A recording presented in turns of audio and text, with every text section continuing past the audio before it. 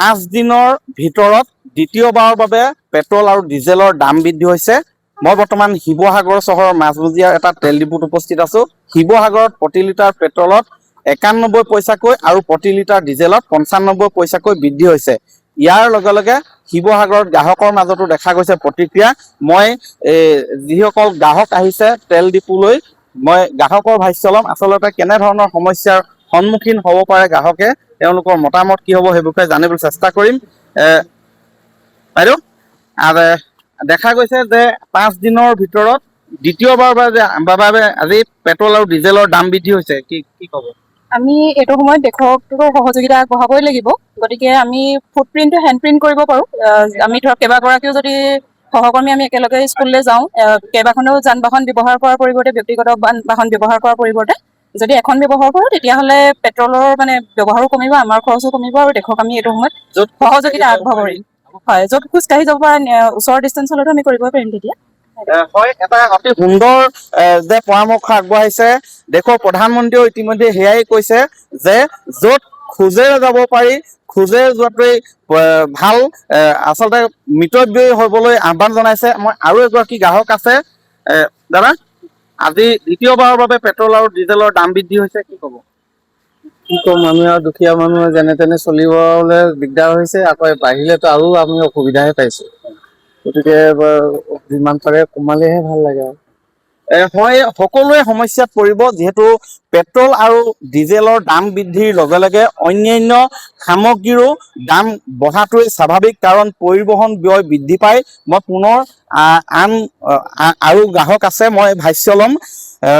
ইয়াত আৰু এগৰাকী গ্ৰাহক। দাদা, অকমান চাব, পেট্ৰল ডিজেলৰ দাম আজি আকৌ বাঢ়িছে,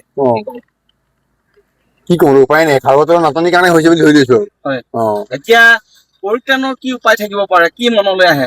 এতিয়া আমি যিমান পৰা যায় ইমান পৰাপক্ষত প্ৰয়োজন হ'লে যাব নালাগিব, ব্যস্ত ল'ব লাগিব। ৰাজহুৱা হেৰি সৰু এখন গাড়ী ধৰক এটা মানুহত চিংগুলকে যোৱাৰ প্ৰশ্নই নাই, কৰিব লাগিব, মিলাব লাগিব। হয়, কেইবাগৰাকীও গ্ৰাহকে এয়াই কৈছে, এখন 4-চকীয়া বাহনত যদি পূৰ্বতে এগৰাকী গৈছিলে, এতিয়া একেলগে 4-5 গৰাকী গ'লেই বেছি লাভজনক বুলি তেওঁলোকে উল্লেখ কৰিছে। মই দাদা আপোনাৰ ওচৰলৈ আহিছো।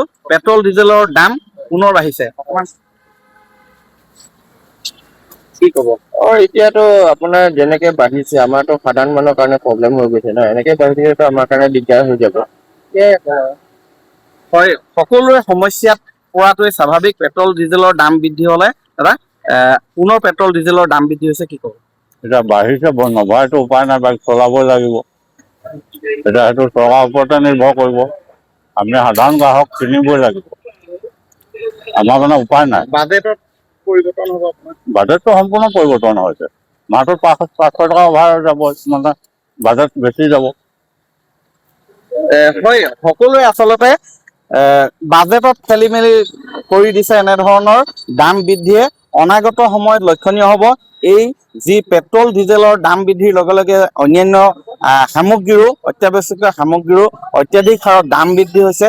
এই দাম বৃদ্ধিয়ে সৰ্বসাধাৰণ গ্ৰাহকক বাৰুকৈ জুৰুলা কৰিছে, আৰু এই সমস্যা কেতিয়ালৈকে আচলতে মধ্যপ্ৰাচ্যত যুদ্ধ চলিব তাৰ ওপৰতো বহু পৰিমাণে নিৰ্ভৰ কৰিছে। সকলোৱে বিচাৰিছে যুদ্ধৰ অৱসান হওক, পেট্ৰল ডিজেলৰ দাম হ্ৰাস হওক, চৰকাৰেও মূল্য বৃদ্ধি ৰোধ কৰাৰ ক্ষেত্ৰত আচলতে পদক্ষেপ লওক, এয়াই সকলোৱে আহ্বান জনাইছে। আপুনি বিচৰা বাতৰি পাব কেৱল নিউজ 18 এপত। নিউজ 18 এপ ডাউনলোড কৰিবলৈ স্কেন কৰক এই QR কোড।